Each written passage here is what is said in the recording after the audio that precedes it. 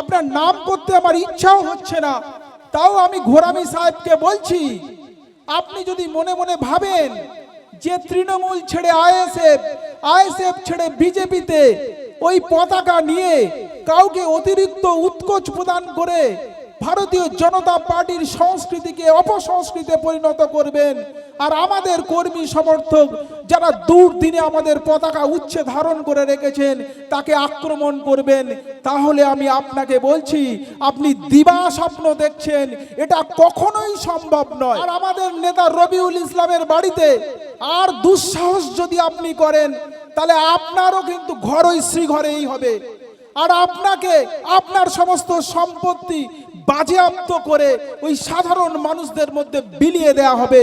আর এই বার্তা আমাদের মাননীয় শুভেন্দু অধিকারী মহাশয় দিয়েছেন। এটা কি একটা রাজনৈতিক দল বদলুদের ক্রীড়াক্ষেত্রে পরিণত হয়েছে? ক্যানিং পশ্চিম বিধানসভায় আমরা যারা দলীয় নেতৃত্ব আছি, আমরা যারা জেলা স্তর থেকে নেতৃত্ব দিচ্ছি, একটা কোনো অন্য দলের নেতৃত্ব যারা 12টার পরে পতাকা হাতে নিয়ে কপালে তিলক, গেরুয়া তিলক লাগিয়ে তোলাবাজি সিন্ডিকেটের সঙ্গে যুক্ত হয়েছেন, তাদেরকে আমরা ঠাঁই দিইনি, আর আগামী দিনেও দেব না। সে 1 টাকার বিনিময় হতে পারে বা 100 কোটি টাকার বিনিময় হতে পারে, আপনাদের আমরা কোনোভাবে এই ভারতীয় জনতা পার্টির সঙ্গে যুক্ত হতে দেব না। আপনি যে দলটা করতেন সেই দলে 80 জন মাত্র বিধায়ক জিতেছে। একটু খবর নিয়ে দেখুন, ওই 80 জনের মধ্যে মাত্র 15 জন অবশিষ্ট আছে, আর বিধানসভায় যায় মাত্র 5 জন। ওই চোর কুণাল ওই একাই গলা ফাটিয়ে যাচ্ছে, আর সজ্জন সম্ভ্রান্ত এবং সমাজসেবী রাসবিহারী থেকে সম্ভবত জিতেছেন শোভন বাবু, উনি কিন্তু রয়েছেন, আর সব কেটে গেছে। 29 জন বিধায়ক এমপির মধ্যে 1 জন মারা গেছেন, 22 জন চলে গেছে, 6 জন অবশিষ্ট আছে। গোটা তৃণমূল দলটা সাইনবোর্ডে পরিণত হয়েছে। মাত্র 6 জন এমপি, আর বিধায়কদের মধ্যে 15 জনের মধ্যে 5 জন মাত্র বিধানসভা যায়। আপনি যাদের সঙ্গে দল করতেন তারা সব স্পাইনলেস, তাদের মেরুদণ্ড ওই ছাগল কুকুর গরুর মতো বিক্রি হয়ে গেছে। ওরা প্রশাসনকে একটা দুর্নীতিগ্রস্ত একটা খারাপ অবস্থার মধ্যে পরিণত করেছিল। আমরা আমাদের মঞ্চের পক্ষ থেকে বলতে চাই, এবং আমি একজন বিরোধী দল করতাম 4 মের আগে পর্যন্ত, আমি দেখেছি সমস্ত পুলিশ প্রশাসন খারাপ নয়, ওদের শিক্ষা দীক্ষা আছে, সংস্কৃতি রয়েছে, কিন্তু রাজনৈতিক এমন চাপ যে ওরা কোনো স্বাধীনভাবে কাজ করতে পারে না। ভয়ে কখনো কখনো পুলিশরা টেবিলের তলায় মাথা লুকাতে হয়। এই লজ্জা তাদের লজ্জা নয়, এ লজ্জা বাংলার লজ্জা, এ লজ্জা আপনার লজ্জা, এ লজ্জা আমাদের লজ্জা। যখন বাড়ি ফিরে যায় তখন নিজের আত্মীয় স্বজনের কাছে, বিশেষত পরিবার ছেলে মেয়েদের কাছে মুখ তুলে দাঁড়াতে পারে না। যে দুষ্কৃতীদের ভয়ে পুলিশের উর্দি পরে লাঠি নিয়ে আর্মস নিয়ে টেবিলের তলায় চলে যাচ্ছে। যখন এই ব্যাপারটা নিয়ে কেউ বিদ্রুপ করে, আমি একজন সামাজিক মানুষ হিসাবে এবং সচেতন মানুষ হিসাবে মনে হয় লজ্জাটা ওই পুলিশ প্রশাসকের ছিল না, এই লজ্জাটা আপনার ছিল, এই লজ্জাটা আমার ছিল। এই সমাজটাকে কত নোংরা পর্যায়ে পরিণত করেছে।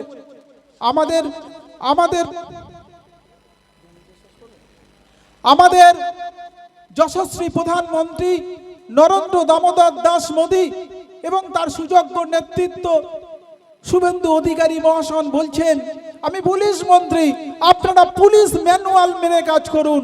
সরকারি কর্মচারীদের তিনি রেয়াত দিয়েছেন, যে সরকারি কর্মচারীদের একসঙ্গে 20% তিনি দিয়ে দিয়েছেন।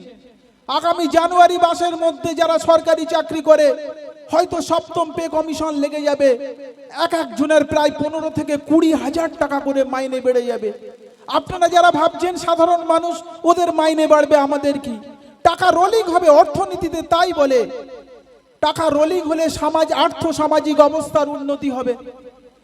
নরেন্দ্র দামোদর দাস মোদীর নেতৃত্বে শুভেন্দু অধিকারী ঘোষণা করছেন যে দেখবেন যে হসপিটালে মাত্র 33 টাকার বিনিময়ে রোগীদের খাওয়ার ব্যবস্থা করে।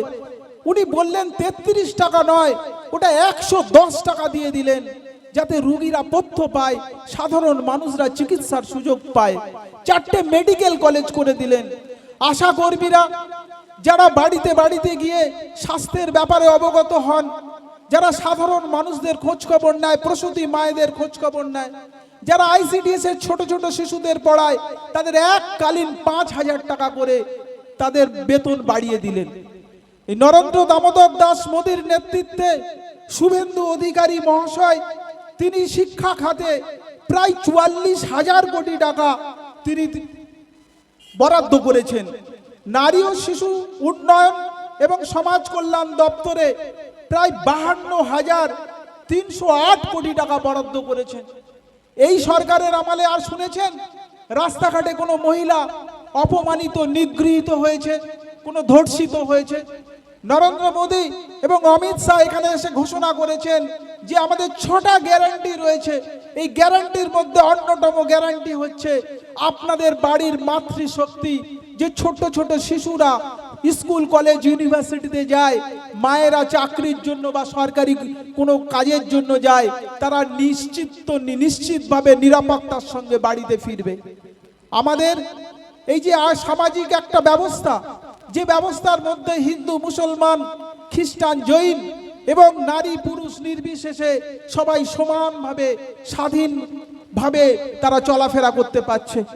আমি একেবারে বক্তব্যের শেষে, কিছুক্ষণের মধ্যে আজান হবে, আমার বক্তব্যে বিরাম দিতে হবে, তাই আমি একেবারে শেষবারের মতো বলছি, আমাদের যে মণ্ডল কমিটি, আমাদের যে মাতৃশক্তি এবং আমাদের যারা নেতৃত্ব এখানে উপস্থিত আছেন এবং সর্বোপরি মণ্ডল সভাপতি পলাশ পণ্ডিত, আমরা যারা উপস্থিত রয়েছি, আমরা এখান থেকে আমাদের যে পার্টি অফিস উদ্বোধন হবে এবং রবিউল ইসলামের নেতৃত্বে আগামী দিন এখানে একটা সুন্দর সোনারহাট পুকুরিয়া অঞ্চল গড়ে উঠুক এবং 2026 শেষের দিকে হয়তো 27-এর মাঝামাঝি ত্রিস্তরীয় পঞ্চায়েত নির্বাচন হবে।